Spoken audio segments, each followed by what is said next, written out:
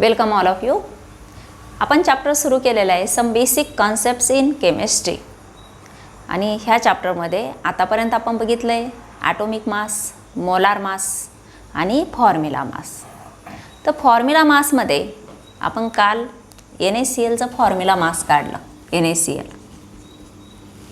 Unified mass सोडियमचं 23 आणि क्लोरीनसाठी 35.5 जे average atomic mass दिलेलं असतं आणि ते आलं 58.5. त्यानंतर CuNO3 ट्वाईस क्युप्रस नायट्राइट.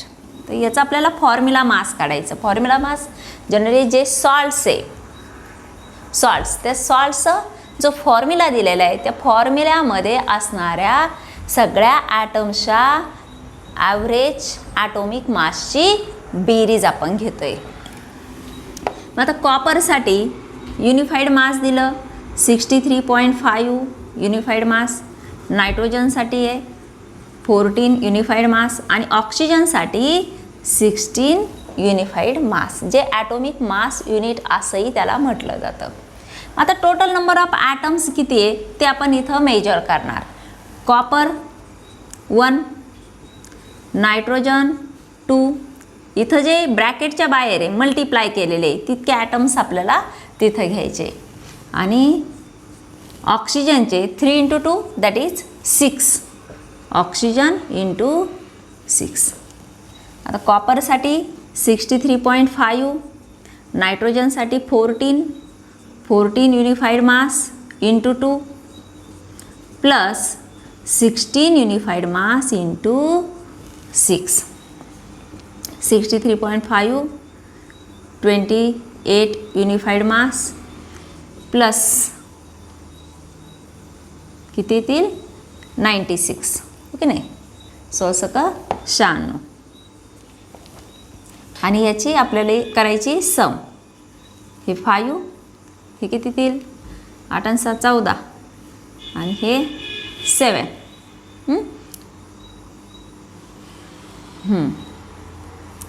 आणि हे 10 12 आणि 6 18 187.5 युनिफाईड मास.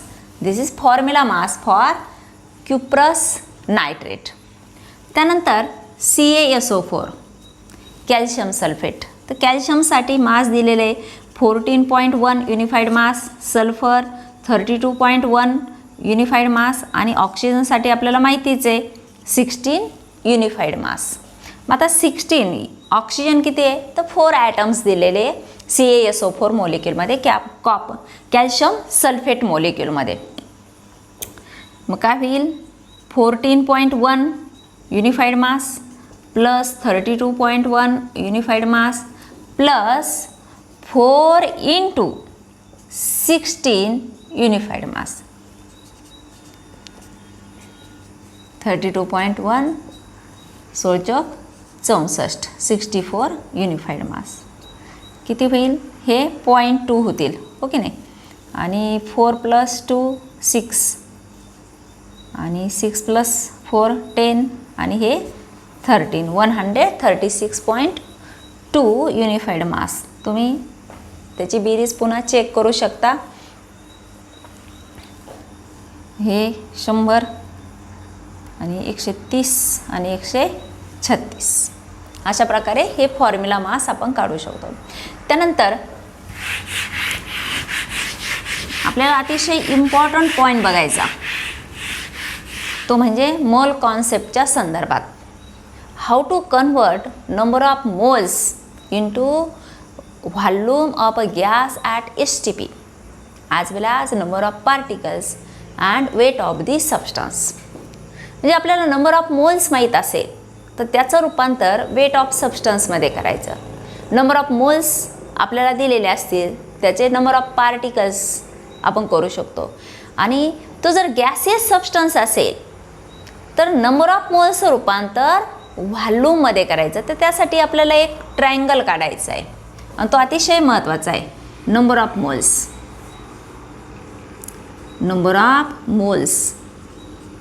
जे number of moles small n denote केले जातात.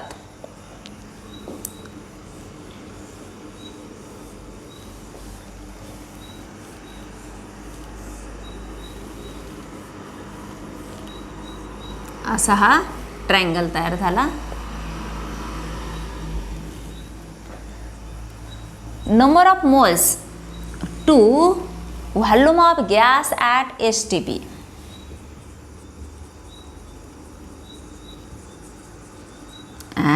STP, standard temperature pressure. Then weight of substance,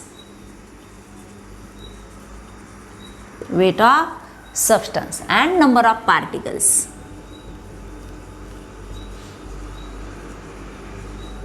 Number of particles कुठले तर ते ॲटम्स असू शकतात,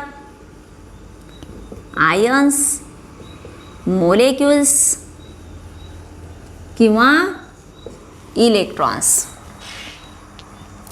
आता नंबर ऑफ मोल्सचं रूपांतर आपण नंबर ऑफ पार्टिकल्समध्ये ज्यावेळेस करतो, आपण कालच बघितलं, तर अवॅगड्रॉज नंबरनं आपण त्याला मल्टिप्लाय करतो.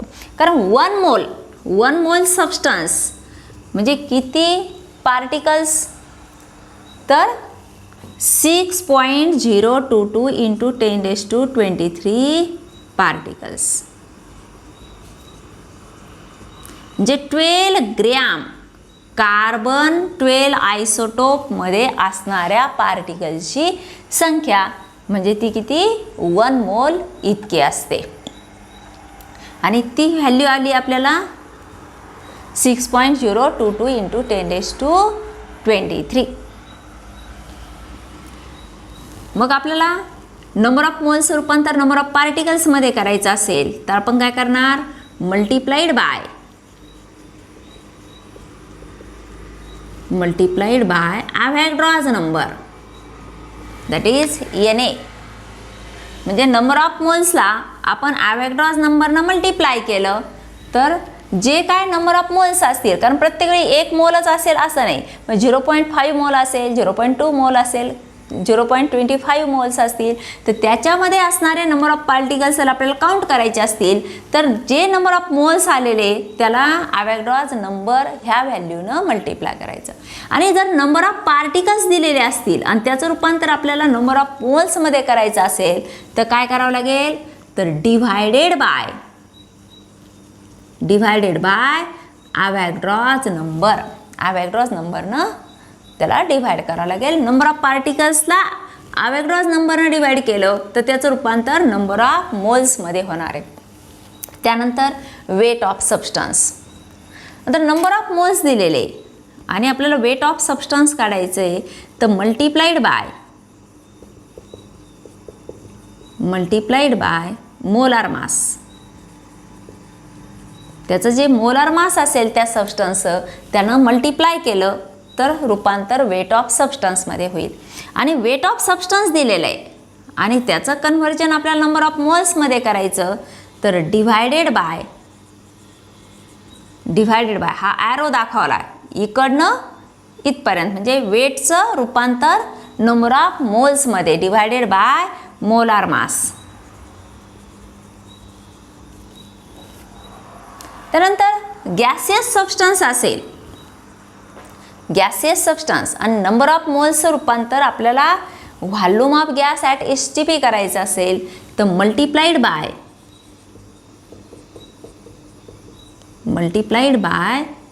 22.4 dm³. ही स्टँडर्ड व्हॅल्यू आहे. म्हणजे कुठलाही सबस्टन्स गॅसियस सबस्टन्स हा 1 मोल इतका असेल at STP standard temperature pressure, तर त्याचं व्हॉल्यूम हे नेहमी 22.414 dm³ इतकं असतं, परंतु ते अप्रॉक्सिमेटली 22.4 इतकं पकडलं जातं. आणि आता जे बारमध्ये प्रेशर घेतला जातो तर त्याचं रूपांतर 22.7 dm³ इतकं घेतलेलं आहे. परंतु अजूनही फॉर्म्युला आपण जे प्रॉब्लेम सॉल्व केले ते पुस्तकामध्ये प्रॉब्लेम जे सॉल्व केले ते 22.4 इतकी व्हॅल्यू घेऊनच केलेले, परंतु तिथं एक नोट दिलेली आहे का नवीन मेथडनुसार 22.7 DM³ इतकं व्हॉल्यूम घेतलं जातं. मग नंबर ऑफ मोल्सला 22.4 DM³ मल्टिप्लाय केलं तर volume of gas at STP मध्ये रूपांतर होतं. आणि व्हॉल्यूम दिलेला असेल आणि त्याचे नंबर ऑफ मोल्स आपल्याला काउंट करायचे असतील तर डिव्हायडेड बाय 22.4 DM³. हा फॉर्म्युला अतिशय महत्त्वाचा आहे. म्हणजे तुम्हाला GEचे क्वेश्चन असतील, नीटचे क्वेश्चन असतील, 12चे क्वेश्चन असतील बोर्डाचे किंवा 11वीचे असतील तर हा फॉर्म्युला तुम्हाला पुन्हा ग्रॅज्युएशनही जरी करायचं असेल तर हा फॉर्म्युला अतिशय महत्त्वाचा आहे. आता ह्या फॉर्म्युलावर बेसिस असणारे आपण काही प्रॉब्लेम सॉल्व करणार आहे.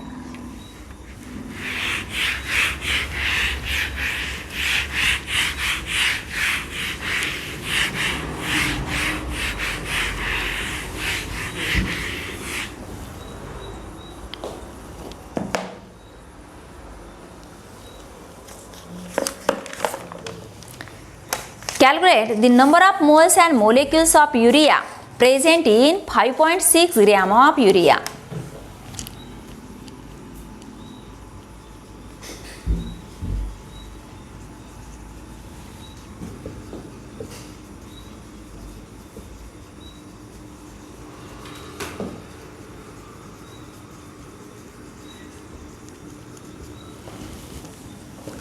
Present in 5.6 gram of urea. आपल्याला युरियाचा मास दिलाय. Weight of urea equal to 5.6 gram. आणि काय काढायचे त्यातले number of moles of urea.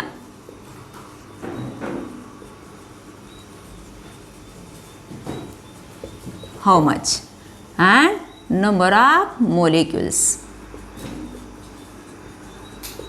तेही कॅल्क्युलेट करायचे. आत्ताच आपण मोल ट्रायंगल बघितला तर वेट दिलेला असेल आणि त्याचं रूपांतर नंबर ऑफ मोल्समध्ये करायचं असेल तर आपल्याला काय करावं लागेल. ह्या साईडला होतं बघा, लेफ्ट साईडला इथं आपण नंबर ऑफ मोल्स दिलं होतं आणि इथं वेट ऑफ सबस्टन्स दिलं होतं. नंबर ऑफ मोल्सचं वेटमध्ये करायचं तर मल्टिप्लाइड बाय मोलर मास आणि वेटचं रूपांतर नंबर ऑफ मोल्समध्ये करायचं तर डिव्हायडेड बाय मोलर मास. म्हणजे आपल्याला आणखी एक टर्म माहीत असणं गरजेचं आहे ते म्हणजे मोलर मास. मग मोलर मास काढायचा असेल तर आपल्याला युरियाचा मोलेक्युलर फॉर्म्युला माहीत पाहिजे. मग युरियाचा मोलेक्युलर फॉर्म्युला येतो molecular formula of urea equal to NH2C double bond O NH2 और NH2 हाच फॉर्म्युला असाही लिहिला जातो NH2CO NH2 युरियाचा फॉर्म्युला आहे.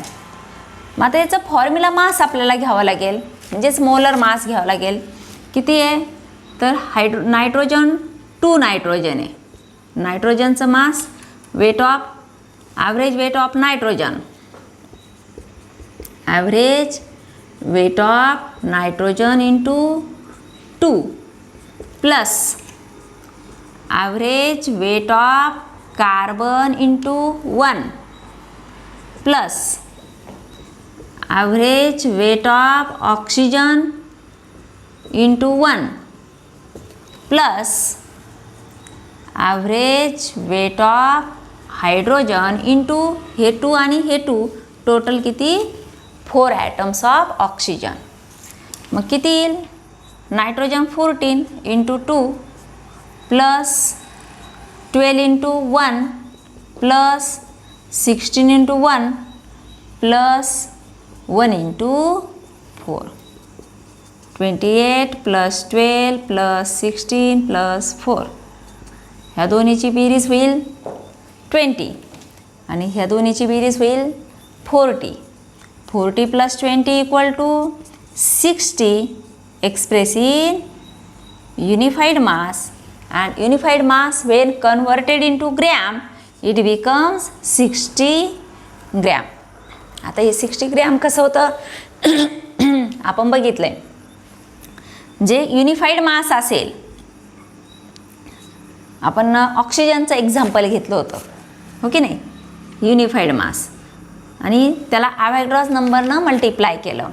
6.022 इंटू हे per gram into 10⁻23 atoms per mole. आणि त्याचंच रूपांतर ग्रॅममध्ये करण्यासाठी एका 1 atomic mass unit equal to 1.66056 into 10⁻24 -24 gram per unified mass. मग हे युनिफाईड मास आणि हे युनिफाईड मास, हो की नाही, आणि ॲटम्स पर मोल, युनिफाईड मास पर मोल, हो की नाही, युनिफाईड मास पर मोल असं करू आपण. म्हणजे हे पर मोल आणि sorry unified mass per gram per atom म्हणजे पर ॲटम आणि ॲटम कॅन्सल, म्हणजे शिल्लक काय राहिलं, ग्रॅम पर मोल. आणि ह्याचं जर मल्टिफिकेशन केलं तुम्ही, मल्टिप्लाय केलं 16 इंटू 6.022 इंटू 10⁻23 इंटू 1.66056 इंटू 10⁻24. आता हे +23 आणि -24 किती येणार, इंटू 10⁻1 येणार. आणि ह्या 3चा जर तुम्ही गुणाकार केला तर हा येतो 15.9 असं येतं, आणि इंटू 10⁻1 म्हणजे 15.9 म्हणजे अप्रॉक्सिमेटली किती झालं, 16. म्हणजे जे युनिफाईड मास असतं तितकंच काय येतं ग्रॅममध्ये, ग्रॅम पर मोल तितकंच मास येतं. म्हणून डायरेक्ट तुम्ही युनिफाईड मासचं इथं ग्रॅमही देऊ शकता, परंतु त्याला आधार काय आहे, तर आपण त्याचं कन्व्हर्जन ज्यावेळेस करू तर ते व्हॅल्यू जवळजवळ तितकीच येते. फार थोड्या फ्रॅक्शननं हा चेंज असतो. ज्यावेळेस आपण ती फिगर राऊंडेड ऑफ करतो तर ती फिगर तितकीच भरते. हे झालं 16 ग्रॅम झालं.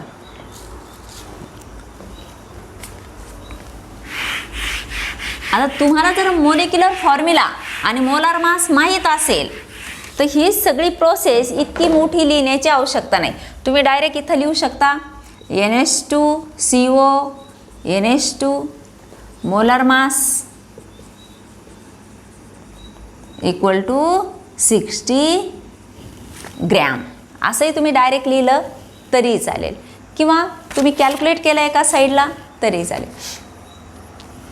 आता नंबर ऑफ मोल्स हे स्मॉल n न डिनोट केले जातात. Small n equal to weight of urea divided by molecular weight of urea. Weight of urea किती दिलं, 5.6 ग्रॅम. मोलिक्युलर वेट किती आलं आपलं, 60 ग्रॅम पर मोल. एका मोलचं मास आहे हे, हो की नाही.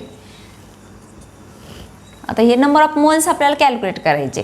5.6 डिवायडेड बाय 60 तुम्ही लॉग नाही सॉल्व करू शकता किंवा कॅल्सीसुद्धा यूज करू शकता, परंतु लॉगची प्रॅक्टिस ठेवायची. आणि आपण लॉग शिकण्यासाठी काही लेक्चर्स घेणार आहेत.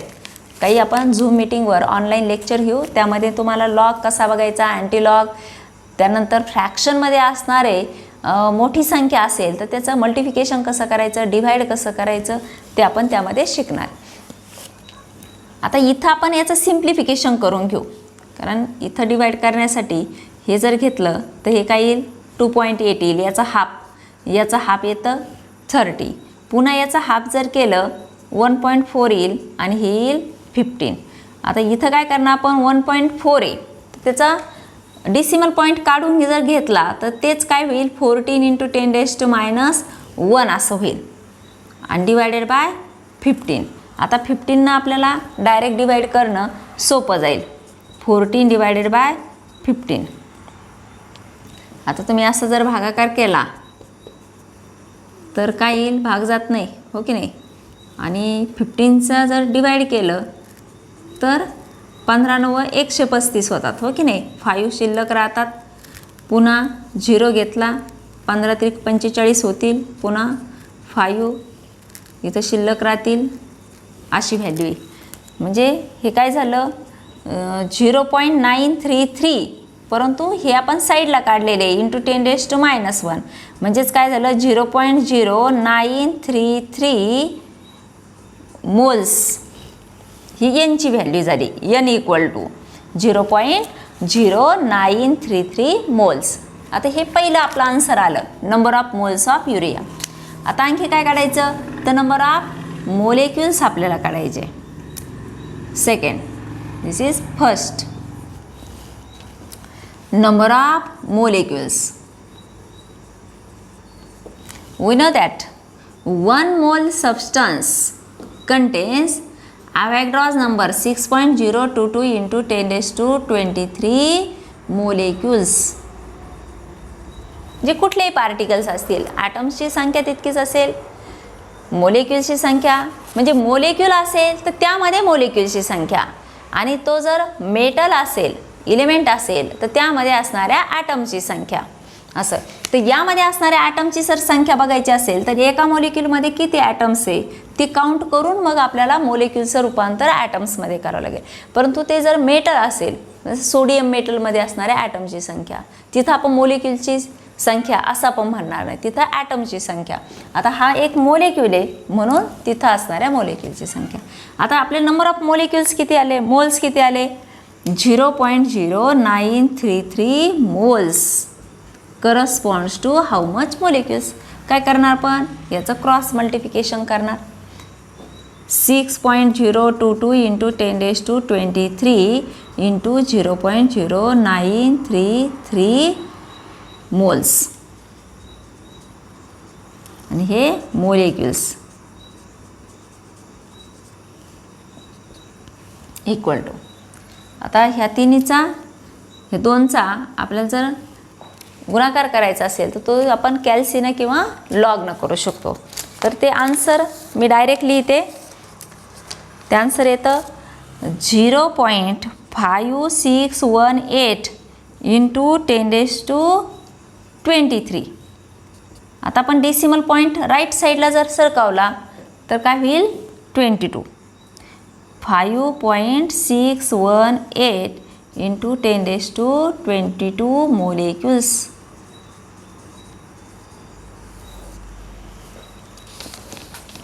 अशा प्रकारे जर आपल्याला वेट दिलेला असेल तर आपण नंबर ऑफ मोल्स आणि नंबर ऑफ मोलेक्युल्स कॅल्क्युलेट करू शकतो.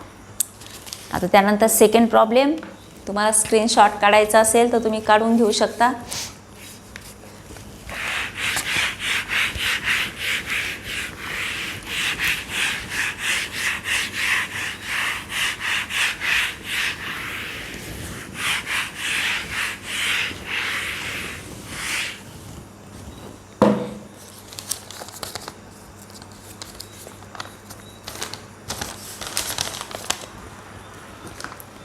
त्यानंतर पुढचा problem, calculate the number of atoms in each of the following.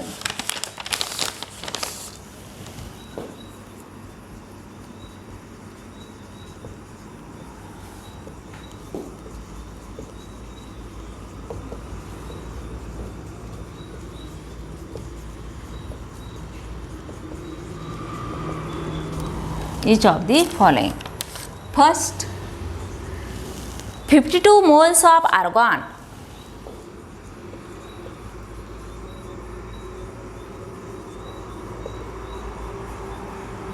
52 moles of argon, then 52 unified of helium, 52 unified mass of helium. इथं सिम्बॉल दिलाय आर्गॉनचा, हे हेलियम, आणि 52 gram of helium, 52 gram of helium. आता number of atoms आपल्याला calculate करायचे. एक 52 moles, इथं number of moles दिलेले आहे आपल्याला. 52 मोल्समध्ये असणारे number of atoms First, we know that 1 mole corresponds to Avogadro's number of atoms, 6.022 into 10 raised to 23 atoms. म्हणजे कुठलाही सबस्टन्स 1 मोल असेल तर त्यामध्ये असणारी पार्टिकलची संख्या ही किती असते, अवॅगड्रॉज नंबर इतकी असते. मग आपल्याला किती मोल्स दिले, 52 moles equal to how much atoms. Therefore 52 moles atoms per mole, एका मोलमध्ये संख्या 52 moles into 6.022 into 10 raised to 23 atoms per mole. तर हे मोल आणि पर मोल कॅन्सल, म्हणजे काय येईल आपलं ॲटम्स. आता ह्याला मल्टिप्लाय करून घेऊ. 6.022 into 52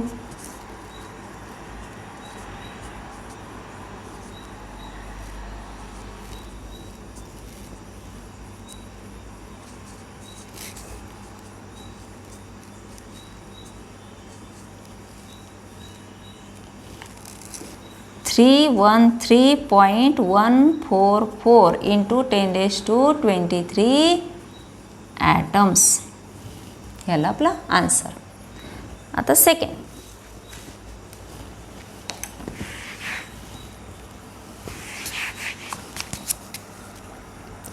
काय विचारलं, 52 युनिफाईड मास ऑफ हिलियम.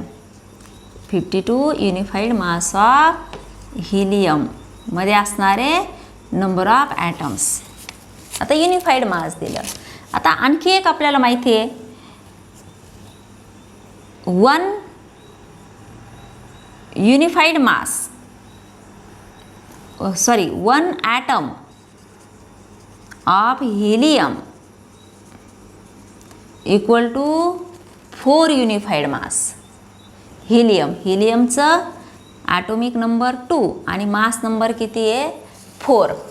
म्हणजे युनिफाईड मासमध्ये घेतलं तर ते किती आलं 4 युनिफाईड मास. एका ॲटमचं युनिफाईड मास किती आलं 4. Therefore how much atoms equal to 52 unified mass. 52 unified mass म्हणजे किती टोटल ॲटम्सचं मास. ओके नाही, हे multiply 1 atom into 52 unified mass divided by 4. म्हणजे 52 unified mass divided by 4 unified mass.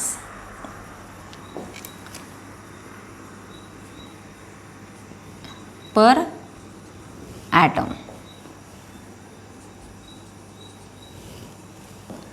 Equal to किती येईल, 13 52, म्हणजे किती आलं 13 ॲटम्स. आणि तिसरं 52 gram of helium. 52 gram of helium.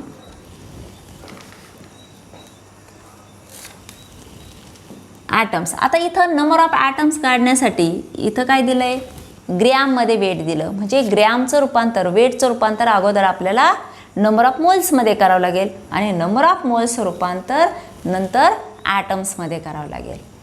तर आपल्याला हिलियमचं ॲटोमिक मास आपण इथंच बघितलं. Atomic mass of helium 4 unified mass, म्हणजेच काय ग्रॅममध्ये सुद्धा काय येईल 4 ग्रॅम येईल. Therefore n equal to 52 gram divided by 4 gram equal to n equal to 13 moles. 1 mole corresponds to Avogadro's number 6.022 into 10 raised to 23 atoms. Therefore 13 moles corresponds to how much atoms? 13 mole into 6.022 into 10 raised to 23. किती येईल ते 2 26, 27 28 आणि हे 2 आणि 13 सक 78, हो की नाही. आणि 3 डिजिट नंतर हा डेसिमल पॉईंट इंटू 10⁻23 ॲटम्स. म्हणजे 52 मोल्स ॲटम्स आले आपले. 313.144 इंटू 10⁻23 ॲटम्स. त्यानंतर 52 युनिफाईड मासमधील नंबर ऑफ ॲटम्स आले 13 ॲटम्स. आणि 52 ग्रॅम ऑफ हिलियम असेल तर नंबर ऑफ ॲटम्स येतील 78.286 इंटू 10⁻23 ॲटम्स. त्यानंतर पुढचा problem.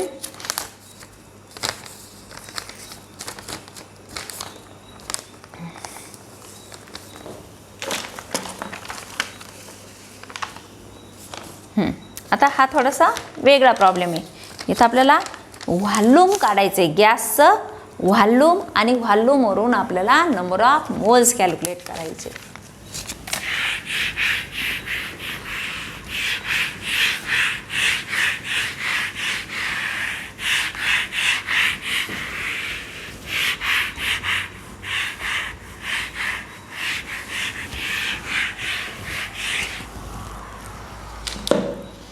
Calculate the number of moles and molecules of ammonia.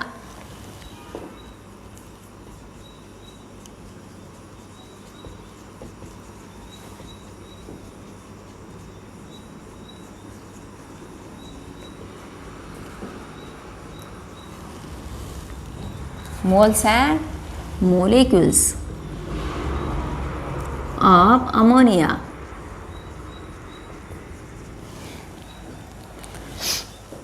Formula दिलाय NH3. Gas in a volume, NH3 gas in a volume 67.2 dm³, 67.2 dm³ of it measured at STP.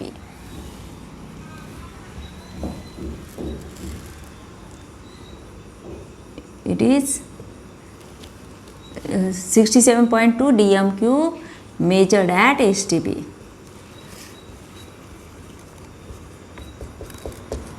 Direct असं म्हटलं तरी चालेल. आता given डाटामध्ये काय दिलंय, तर volume of NH3 gas,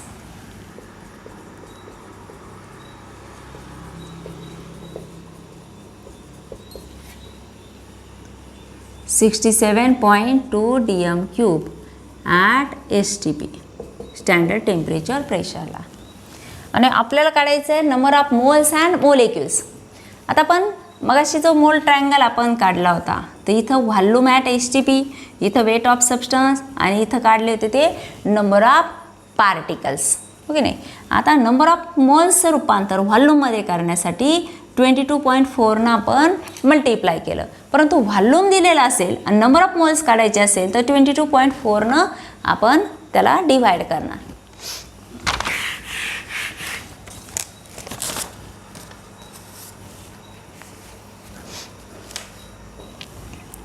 number of moles of ammonia equal to volume of ammonia at STP divided by 22.4 dm³. 67.2 dm³ divided by 22.4 dm³ per mole. एका मोलचं ते व्हॉल्यूम आहे. एक मोल कुठलाही गॅस असेल तर त्याचं व्हॉल्यूम किती असतं ॲट STP 22.4. आता 22.4 ची थाईज जर केली आपण तर किती येईल, 4×12, 3×6 आणि 1 7 आणि 3×6 म्हणजे 67.2 येतं. म्हणजे आपला आन्सर असेल 3 मोल. हे पर मोलचं होईल मोल असं होईल. 3 मोल्स. आणखी काय काढायचं? Number of molecules. 1 mole corresponds to 6.022 into 10 raised to 23 molecules. Therefore 3 moles equal to 3 into 6.022 into 10 raised to 23 molecules.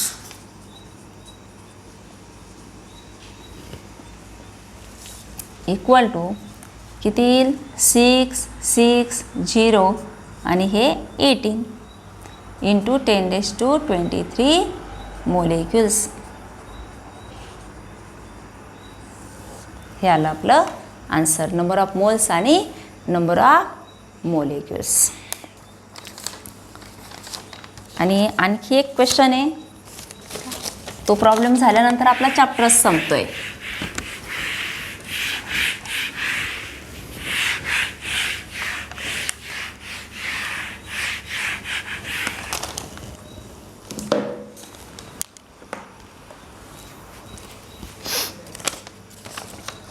$60 grams of ethane.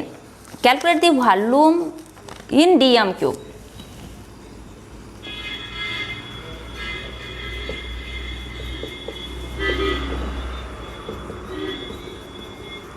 Calculate the volume in dm cube occupied by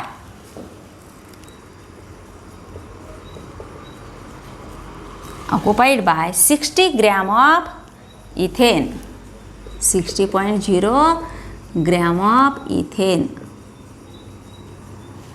at STP.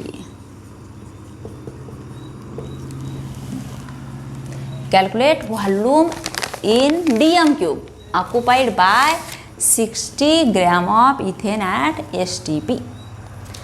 म्हणजे आपल्याला वेळ दिलंय आणि त्याचं व्हॉल्यूममध्ये रूपांतर करायचं. तिकडं वेट दिलंय आणि काढायचं काय आपल्याला? व्हॉल्यूम काढायचं. आता वेटचं रूपांतर आपल्याला अगोदर कशात करावं लागेल? नंबर ऑफ मोल्समध्ये. मग आपल्याला पुन्हा एक रिलेशन माहिती आहे, 1 मोल असेल तर 22.4 dm³ इतकं व्हॉल्यूम असतं. म्हणजे त्यासाठी आधी आपल्याला वेटचं रूपांतर नंबर ऑफ मोल्समध्ये करावं लागेल. मग नंबर ऑफ मोल्स जर करायचं असेल तर आपल्याला फॉर्म्युला आहे number of moles n equal to weight of substance divided by molecular weight of substance. आपल्याला मोलिक्युलर वेट दिलेलं नाही आहे, पण नेम दिलं आहे सबस्टन्सचं, ते म्हणजे काय? इथेन. मग इथेनचा फॉर्म्युला काय? C2S6 किंवा तुम्ही असं CS3 तुम्हाला माहीत असेल तरी चालेल. 2 कार्बन आणि 6 हायड्रोजन.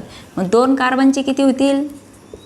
12 24 होतील आणि 6 हायड्रोजन ह्याचे 6 होतील. टोटल किती झाले? 30 एक्सप्रेस इन ग्रॅम. हे झालं 30 ग्रॅम.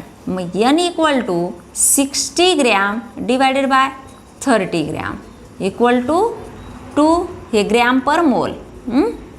आपण युनिट पूर्ण टाकलं तर आपल्याला डायरेक्ट आन्सरचंही युनिट येतं. हे झालं 2 मोल. Number of moles. देन 1 मोल gas corresponds to volume 22.4 dm³. Therefore 2 moles of gas equal to किती होईल याची? Twice 4.8 dm³. हे झालं आपलं आन्सर. आणि आता इथं आपला चॅप्टर संपतोय. त्यानंतर तुम्ही पुस्तकं घ्या, ते व्यवस्थित वाचा, नोट्स काढा आणि आपण प्रत्येक चॅप्टर झाला का त्यावर MCQवर एक आपण टेस्ट घेणार.